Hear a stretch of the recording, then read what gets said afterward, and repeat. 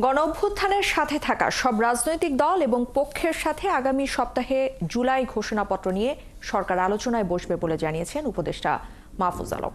Foreign service একাডেমিতে সংবাদ সম্মেলনে উপদেষ্টা বলেন, সরকার ঘোষণাপত্র তৈরি করবে না, রাজনৈতিক দল এবং বিভিন্ন পক্ষের মতামত তুলে ধরবে।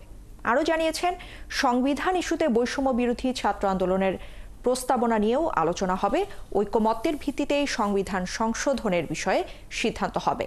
আগামী সপ্তাহে জুলাই ঘোষণাপত্রের বিষয়ে তথ্য দেওয়া হবে বলেও জানিয়েছেন উপদেষ্টা।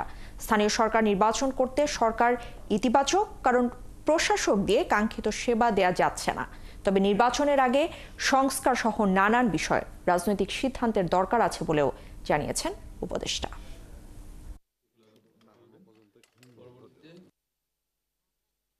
সরকার একটি দায়িত্ব নিয়েছে যে সবগুলো পক্ষের সাথে মিলে একটি ডকুমেন্ট রেডি করবেন, এবং আমরা আশা করছি সরকার সবগুলো রাজনৈতিক পক্ষ এবং শুধুমাত্র রাজনৈতিক নয়, বরং গণঅভ্যুত্থানের যতগুলো পক্ষ আছে, যত ধরনের পক্ষ আছে, সবার সাথে কথা বলে সরকার আগামী সপ্তাহের মধ্যে এই ডকুমেন্টটির ব্যাপারে এবং কবে এই ঘোষণাপত্র, কিভাবে এই ঘোষণাপত্র প্রকাশিত হবে অথবা ঘোষিত হবে সেই সম্বন্ধে সরকার আগামী সপ্তাহের মধ্যেই সবার সাথে পরামর্শ ভিত্তিতে সর্বসম্মতিক্রমে সিদ্ধান্তটি জানাবে।